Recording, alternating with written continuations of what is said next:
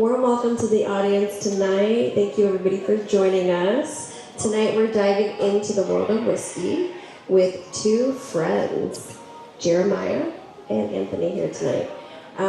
We're going to have a little conversation and find out how these two friends started as casual fans and have become, maybe say, connoisseurs. Okay. Heavy consumers. Okay, heavy connoisseur consumers. How about that? All right, I wanted to give you guys a chance to give us your background, tell us a little bit more about yourselves individually, and then we'll dive into the duo.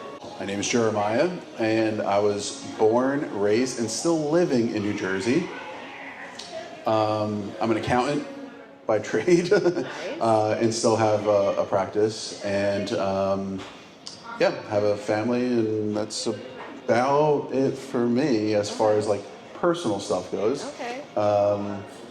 And then we just started, really at the same time, getting into whiskey around the same time. Okay. So I didn't get him into it, and he didn't get me into it. We actually started it together as a journey. So that's it. 100%. Yeah, and my name is Anthony. I used to live in New Jersey with Jeremiah. We were best friends from middle school and high school, and then got into whiskey during COVID time, and that's where we really fell in love with it, going to liquor stores because that was the only place open, and started doing tastings like every weekend. At the time, I was a banker at a bank, and I ended up moving to Austin, Texas, where I kept creating content with the Whisky Boys, and then I even made another page called the ATX Drinker, which is like cocktails and bars in Austin, and that's taken off so much that now it's my full-time job. Oh, nice. So yeah, I get to do social media full-time now, which is really fun. It allows me to have an awesome schedule and travel and things like that. So that's amazing. And then yeah, the Whisky Boys, it started off as just a hobby of the two of us just doing flights when we had nothing to do during COVID. And 5 years later now, we still love it more than ever. This guy has over 1,000 bottles in his basement. Oh my gosh. Oops. And I have I don't know, what do you think I have? 150 bottles? But I'm in an apartment in Austin, so it's a little different. Yeah. But more quality, and I go out and drink 3 days a week in Austin, going to bars, trying whiskey. So. Research. Yep, Yeah. research. We love a studious connoisseur. We love that. So one of my questions was going to be, how did you guys get into whiskey and cigars? And it sounds like it was a kind of a kismet where the opportunity and the boredom arose, right? And you guys ended up really diving into different whiskeys and cigars during COVID. But what was the moment when you realized the light bulb going off over the head when you're like, this isn't a hobby anymore, we could actually, do something more with this? Do you want to take it, or? I can do the first one. Yeah, I mean, for us, when we were just starting out, we wanted to track all the bottles we were getting, because we were getting 10, 20, 30 bottles at the time.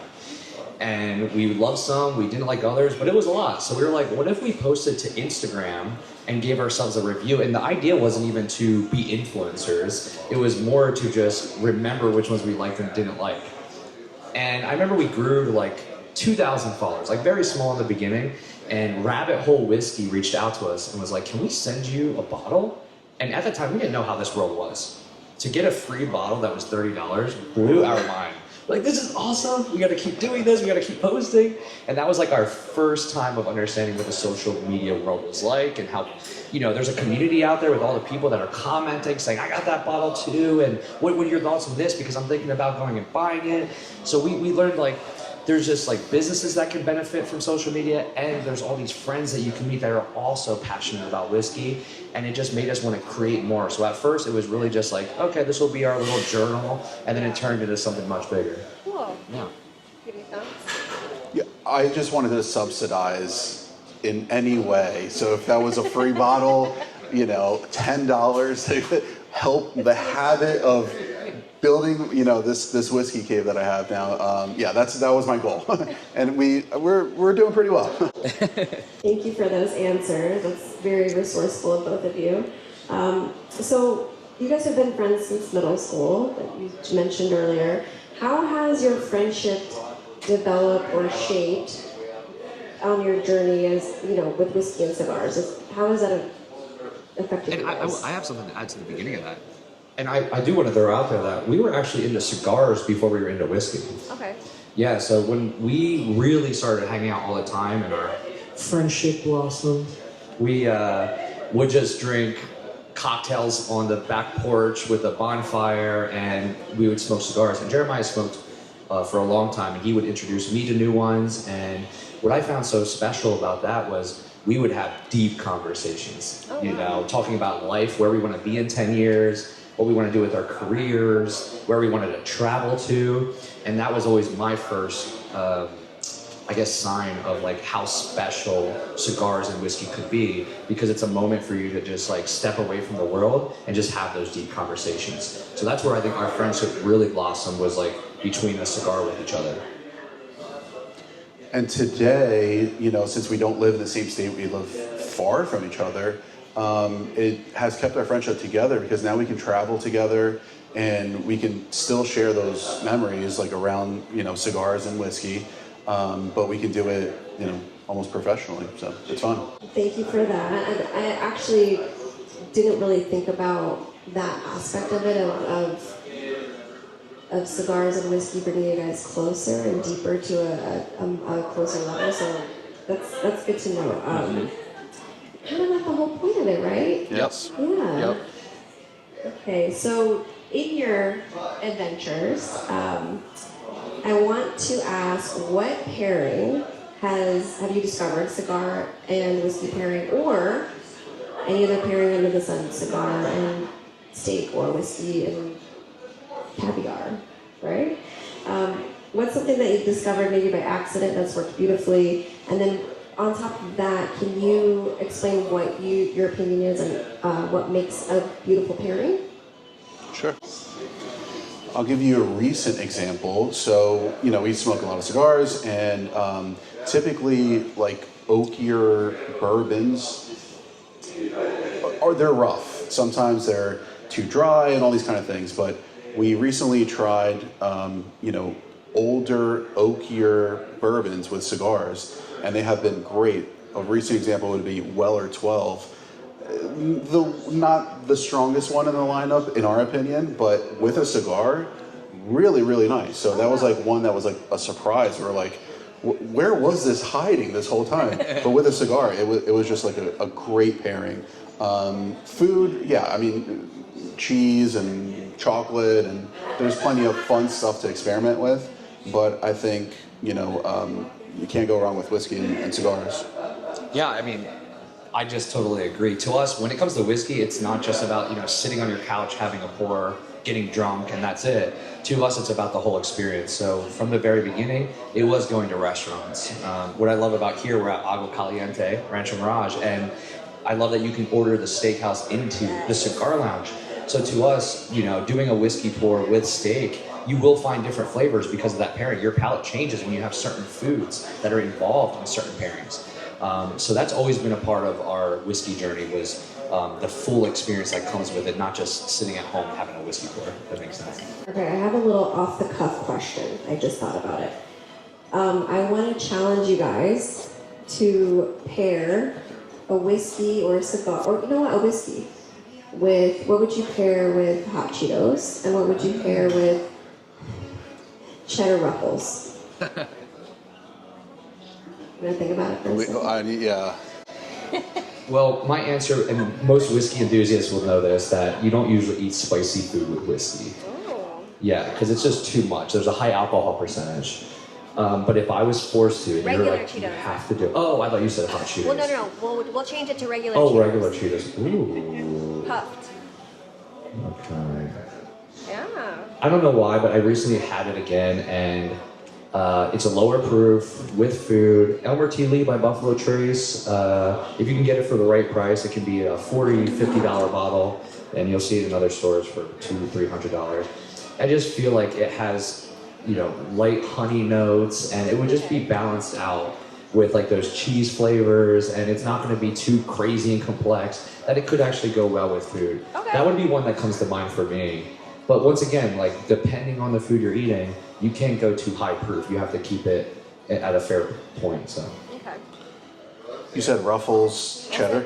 Well, Cheddar, yeah, cheddar onion ruffles. Okay, because I would think Walter, you rare breed. Okay.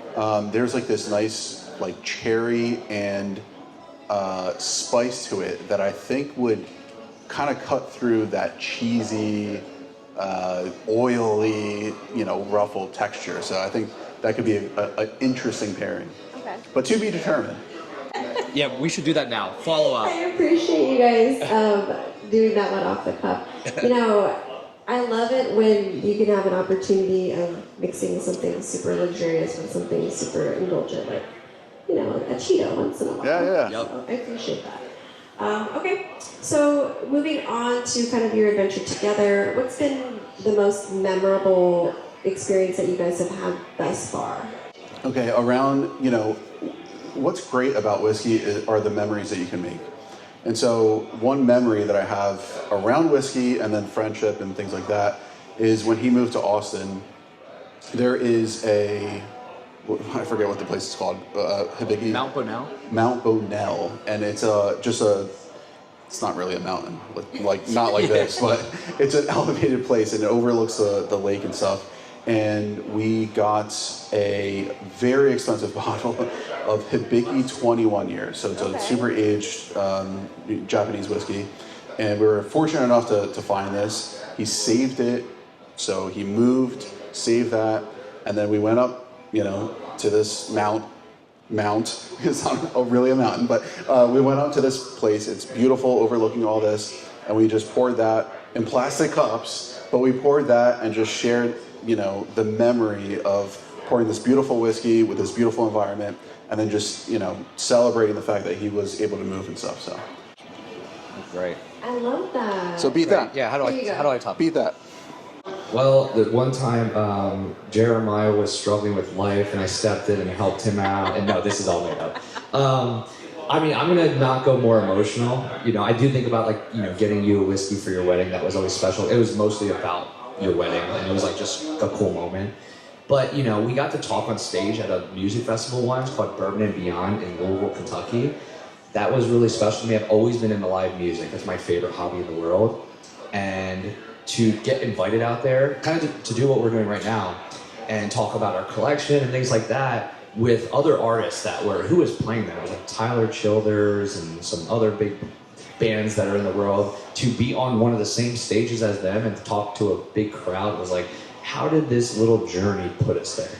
And to get invited to the festival for free and to do the things we love, already intertwined in our life because we just like whiskey was crazy to me. Well, thank you. I love hearing kind of the differences between both of your personalities, but then you guys are also very similar in that you guys are very into the experience and the emotion of it and tying that to memories, and I think that's really cool. So how do you both keep learning and expanding on your knowledge? And then I want to back that up too with asking what trends are you seeing right now in the industry, and do you guys tend to lean more traditional or to more experimentation? Is that like a hot button question in the industry? Yeah, so keeping with knowledge, luckily because of social media, because of things like YouTube, you're able to watch even other creators just like us. So I stay on top of that. We follow them. We have a lot of friends in the industry, and sometimes they'll catch things before we do. They'll do videos about articles that come out, about new releases that are happening, about distilleries that are trying new techniques that have never been done before. So I'm always just trying to stay online. And I'll be honest with you, sometimes I depend on this guy a lot. He does a lot more research than I do while I'm just creating different funny videos or whatever. So that's a big thing with that. Some trends I've been seeing recently has been that, the market is a little oversaturated. So it seems like, the last 10 years, a lot of whiskey brands have been popping up all over the country. And now when you go to the liquor store, there's 1,000 different bottles that you can buy. So it feels like the hype is dying down just a little bit. It's still very big in the world, but it's dying down just a little bit, and I think it's just because there's too much out there. So what's nice about that, though, is I think that a lot of the great whiskeys will stay around and stay on top, while the ones that aren't as great will kind of fall away over time. Competition always breeds better things. And then what was the other question? Oh, do we, and then like, do we lean towards more classic or, unique finished whiskeys? I will say we lean a little more towards the more interesting whiskeys that are out there. Just because you know what your classics are. You could always drink those. But when a whiskey brand says we took this crazy barrel that you can only get in Japan and decided to mix that with bourbon in there, we're like, oh, let's try it. Let's try something I've never tasted before. That makes us excited versus, cool, this is a really good whiskey, but I'm just getting caramel notes again and fun. I've had this before, so that's my opinion. Yeah, as far as education, same thing, consuming content through social media and stuff, but also just trying things ourselves. So, diving into those pieces, different expressions and all that kind of stuff. We're educating ourselves, the hard way, I guess. And then what we see as trends, a few years ago was like craft cocktails. So a lot of startup companies. And I think what happened was, and we're seeing that now, so it started with craft, innovating, really pushing boundaries and not staying stagnant. That's pushed the legacy brands like a Jack Daniel's or a Maker's Mark to innovate as well. So they need to keep up and release, more interesting expressions and maybe changing what they've been known for. And so I'm really enjoying that new trend. And so when we're trying different things, I don't think we're sticking with those, legacy brands so much as far as like their original expressions. We're really trying all those newer expressions by those legacy brands. But finishing too has been really popular as well. So the biggest, latest one would be cigar blends. That seems to be the new trend. A lot of companies trying those, and I'm extremely happy because they pair very well with a cigar. That is a good way to look at it, where tradition is being pushed to be more experimental because there is a more on the market. Yep. That makes sense. So, are there any rules that you guys live by, and any rules that you guys love to break? Let us know. I mean, I just said this on another podcast, but I was saying that, you should drink whiskey how you like. There's obviously some rules that you should follow. Like a whiskey is better than a Glencairn. But the other night, I just was walking my dog in Austin, Texas, and I decided to pour a $200 bottle of whiskey in a solo cup. And I'm not gonna lie, it was very relaxing and fun to just walk around the street with my dog with a solo cup. So I like the idea of drink whiskey how you like. There's some great ones out there, and there's a time and place to drink whiskey how you like. Whether that's with a whiskey group, there's all these amazing whiskey communities out there. We were just talking to somebody that's involved in I think Palm Springs whiskey group, as well as a San Diego whiskey group that's not far from here. So those times are when we can get nerdy and like really dive into the crazy whiskeys out there. And there's times where I'm at a concert and I will drink Jack Daniel's and just shoot it back and not care. So there's a time and place for everything. And those are like, I know there's whiskey nerds out there that are like, you're not supposed to do that. But that's the rules I like breaking. It's just like doing how I want, where I want. I think a rule that I usually keep is drinking neat. So I enjoy that the most than, water, ice, and all that kind of stuff. And then I like a cocktail. I don't know. But something I break. Yeah, what rule do you break? I'm not sure. I'm a rule follower, so yeah. Yeah, you yeah. I don't like to break rules. He's afraid of getting in trouble. That's one of the other interesting things about your dynamic is I feel like if you guys doing it together is very successful, but maybe if you were to break off individually, I don't know, would that ship still float? Or it seems like Jeremiah maybe keeps you in line, and maybe you keep Jeremiah a little bit fun and exciting and out of his shell. Is that fair to say? It definitely works for that reason, for sure. Cool. I love that. And like also, I just want to add. Yeah. I mean, I hate that. One thing I don't like about like the creator influencer world is a lot of people do it because they want to be like famous, and that's not why we're into it. We're into it because of fun of it. And I always remind myself of that. Like the best part about doing this with him is I get to do it with somebody. You know what I mean? Imagine just being at home making videos by myself drinking whiskey, So I love the fact that I'm doing it with my best friend and we're just having fun while doing it. So I don't think I would continue this page if it wasn't us together. You know what I mean? Thanks, babe. That makes sense. Okay. I start crying. I know you guys are like best friend goals. I love it.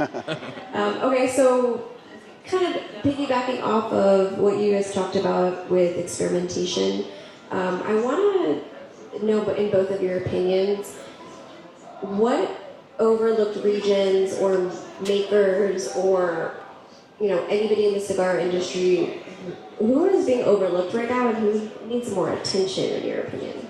It's up and coming. You know or it mine, could but be if you want to something say that's a different older that is maybe undiscovered. What do you guys think?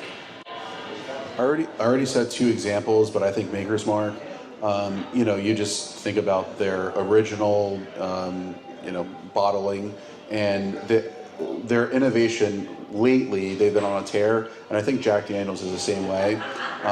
Everybody thinks of number 7, but they have so many different things. The barrel proof, the single barrels. You just really can't go wrong with their other expressions. So I would say those have been. I don't know. They're getting praise, but oftentimes, if you're maybe new to whiskey, you're like, oh, I already had, Jack Daniel's during college really hurt me. Yeah. So I don't want to try it anymore. So. Yep. And for me, I'm from Austin, Texas now, so to me, Texas whiskey, if you've been around 10, 15 years ago in the whiskey game, people used to think Texas whiskey was terrible. And the reason was because it's very hot out there, and they couldn't figure out the techniques to make good whiskey out there, and they've learned over time how to do that. And now there's some amazing brands, like still also my favorite brand. Number 2 would be Garrison Brothers, which y'all have a single barrel here, and I think you might be doing a still Austin single barrel soon. I'm hearing some stories you might be visiting, which is really exciting. Yeah. So that's happening. There's a place called Iron Root, Milam and Green. Am I missing a big one? And I think there's more and more that are coming up too. So. Yeah, and more coming up that are just learning the right techniques. And what I like is, besides the fact that they're just getting better, is they're unique to the state of Texas. So yeah, Kentucky whiskey's fun, but going back to we know what classic whiskey tastes like. Why not try some unique, interesting things that you can have at your collection at home? Nice, thank you for that insight. So you mentioned about people who are just starting off in whiskey, maybe they would avoid, things that they've known or things that may have given them headaches and hangovers in the past. If someone is intimidated on entering the world of whiskey and cigars, what would you say to make it a little bit more approachable? For us, we started with cocktails, then some ice, a little bit of water, and then meat. So we just had to drink a lot. And I think practice makes perfect. So you just have to continue exploring and having that open mind to continue to try things, taking smaller sips. So if you're drinking neat, don't gulp it down because it's higher proof, So small things like that can make it a more enjoyable experience for somebody who's just starting out. Don't get overwhelmed in buying a bunch of different bottles. Go to a bar, have tried something new that you may have not tried before. And if you continue to explore that way, I think that you'll expand what your palate likes and what you seem to gravitate to, because there's so much variety between just the expression, Japanese to Scotch to bourbon. So once you continue to explore, then you'll find what you enjoy, because everybody's different and everybody's palate's different. And once you like something, then you can, go down that route and stuff. Exactly. It should be fun. It's not taken serious. At least that's what we, preach. So for us, it was always, every time we went to a new bar, we looked at what was on the back of the bar and goes, oh, I never tried that one before. In the very beginning, it was trying the cheapest ones. We were like, when was the last time we had Jameson? It was like, oh, it's been 8 years. And we tried it again, but we looked at it differently. It wasn't just a shot with pickle juice or something. It was more of sipping it slowly. We're like, wait a minute, this almost tastes like a buttered sugar cookie. Like, whoa, you start to learn those things. So I think that's it. Find the fun in it. Next time you go to a party, I'm going to stop at the liquor store and pick up another bottle that I never had before.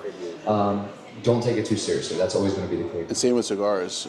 Just keep trying those. Yep, same with cigars. We usually do that, right? Every time we go, we pick out a new one we never had before. And it's always fun to say, I get to try something different. Moving along, talking about your 1,000 bottle collection, and you were 150? Something like that. Something about that. For those of us who are not quite at those numbers, what do you think is the best way to start a whiskey collection or a cigar collection, whichever you feel more strongly about? I'll start. Sure. Because now I'm collecting cigars, so oh no. But what, and Collection, I use that term loosely because I'm also consuming a lot. And when people come over, like the reason why I have so many is just because I get so much enjoyment showing somebody something new. And so having fun that way, sharing those memories, it's awesome. As far as starting something new, I would just go with different categories. Again, you have to explore your palate. So once you have something that you enjoy, you know, you could stick with that. So let's just say it's bourbon. We can explore different categories and prices and those kind of you know, houses of bourbon that you can go with. Secondly, if you want to get something more unique, I would stick with like single barrel. So those are individual expressions that maybe a store has picked, and I would, especially if you trust that store owner, then it would be a great way to explore individual expressions or individual barrels of whiskey. If you're wanting to collect, get friendly with a store owner and you know, establish a relationship with that person, because then they can point you in the right direction, and then you know, they kind of know your palate, those kind of things as well. Yeah, I think that was exactly what you said. My journey that I thought was fun was us starting at like the cheapest price point you could.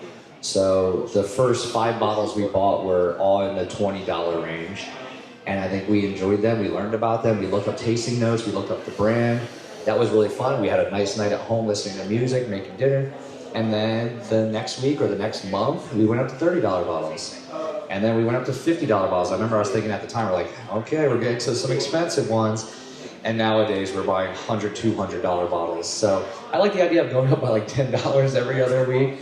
And you can try some new bottles in that price range. And then that'll allow your palate to adjust over time, because the more you drink, the more your palate will get better. I just wanted to touch upon something, kind of a common theme that I've noticed is that in order to really get to know your pairings and what you like, it seems like you have to document them and keep track. Is that something that you guys have found is an essential part of what you're doing, or? I mean, I don't, but... Loosely, right? So it doesn't have to be that serious where you're journaling. If you want to get nerdy with it, I do have a spreadsheet and I do track all these things, but just because that's my nature, but I enjoy that. So I just don't think that it is necessary to do, but I think you can have those memories. And then some of the best whiskeys I've ever had wasn't because it was a great whiskey, it's because it was a great memory. So I think if you have those memories in your mind, you know, that's maybe what you're choosing. So wrapping up a little bit here towards the end, I wanted to kind of ask a couple more fun questions. You had mentioned that, you know, you're growing your collection because you like to show people new things. So what kind of advice would you give, some pointers for a newbie who wants to host a night of whiskey and cigars in their home? The party guy. Yeah, so for me, I mean, it's always about like diversity, and I've learned that when it comes to whiskey tastings, the best way to find out what is good and what's bad is to put them side by side. So that's what a whiskey tasting is. So same thing, you can go back to the pricing. You can be like, here's a $10 bottle, a $50 bottle, and a $100 bottle, or you can do it different types of whiskey. So one could be, here's a classic bourbon with a high rye whiskey, which is a different type of whiskey, versus a Scotch, versus a Irish, and then you'll get to see why they are what they are. So that's the biggest thing for me. I would definitely look into having a diverse whiskey tasting. I usually would bring like 4 to 5 different bottles, and like I said, in the very beginning for us, that first week before we even knew whiskey, before that we were just drinking cocktails and things like that, we just went to the liquor store, and I think we bought 3 to 5 bottles, all in the $20 range, but very different whiskeys, which were like, what did we get back then? I think we got Evan Williams Bottled and Bond, which is like $19.99. I think we got like an Eagle Rare 10-year, a George Dickel, and like one of them we were like, whoa, this tastes like peanuts. Oh, wow. Yeah, and then the other one we're like, this tastes like honey and caramel. So then you really got to see, wow, whiskey does taste different. But if you just have one bottle at home, you're gonna not understand that, like, oh, this just tastes like whiskey. You need to have those comparisons. So that's what's fun. And then everybody's talking about it. You know, do you agree? Do you taste this too? And sometimes palates are different. And I agree with all that. And then with cigars, I also go with different strengths and different strains, because again, that's a whole nother world. There's so many ways that you can make a cigar, and same thing with palate. So even with him, like as he was exploring that world of cigars, you know, we went with a lower strength, not gonna knock him over, and then he can try, you know, actually go through the motion of, you know, smoking a cigar and then trying different things from there. So One of my questions that I kind of ask everybody that smokes cigars, because it's the only kind of cool little knowledge that I know, is what is your preference? When, how, where, when you get the cut? So I love a punch cut and then a V cut. When it gets, you know, more smoked down to the You're more paper. expert, so I'll go first. I'd rather the better answer go second, so I'll say mine first. I'm still a newbie when it comes to cigars, so I like to do the straight cut. I feel like it opens it up more and just helps with a better pull. There's a lot of times I still try like the V cut and things like that, but I sometimes, like halfway through, I just end up cutting it again just to have a better pull. So I will allow the cigar expert to answer this one. yeah, I mean, straight is classic. It depends on the shape of the cigar. I think will change the cut for me. So I sometimes go V, and punch not too often, but it's a fun one if you. Is if it you the do wanna same try it. reason? Like, what would you say the punch is the same reason as that I was saying, that you can't pull it as much? Yeah, sometimes the punch, you know, I think with a very small ring gauge, a punch is appropriate, but, you know, larger ring gauges might be more difficult to get a nice pull. So I usually go, you know, straight, or then, you know, V if we have a pointy, you know, Figueroa or something like that. So Interesting. Yeah, I know that the reason why I asked that is because I usually get that as like punch cut. Like, what is? So I don't know. It's a little divisive, a little controversial. And then one of my last questions, and then we'll open it up to the audience if there's any. What is on your bucket list for an adventure together that has to do with cigars and whiskeys? That can be anything from a special event, a region that you want to visit, or even a pairing or a you know, something really unique that you guys want to try. for me, it'd be travel and internationally. We've discussed this too, and I've probably taken your answer, but Yeah, I do. Ireland or Scotland, I think would be epic. So that would be the next one on the bucket list. Yeah, I did a DNA test this year, found out I'm 25% Irish, so I'm a proud Irish man.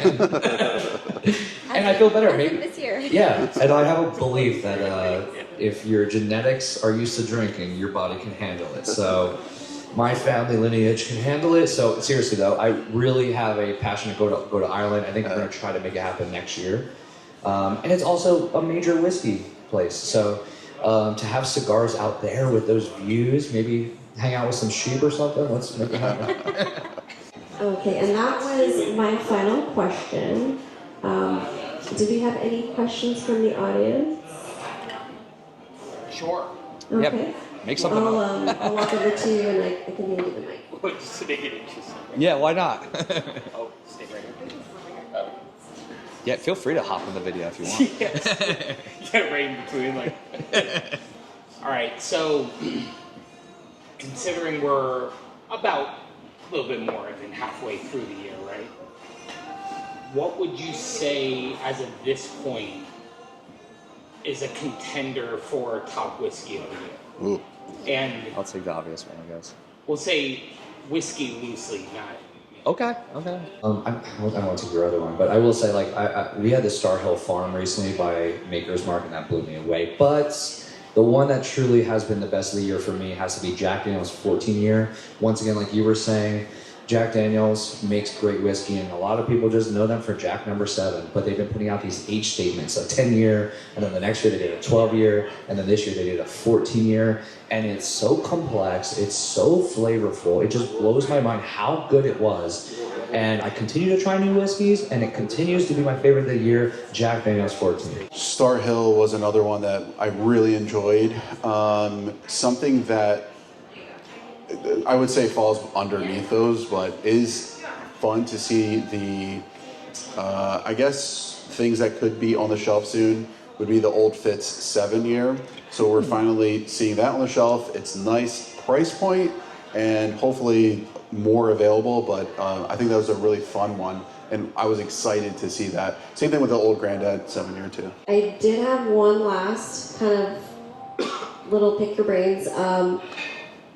What is it that you want to share with our audience here, or one thing that somebody who's watching, what's something that you want them to take away from kind of this whole conversation, or advice, or whatever you feel compelled?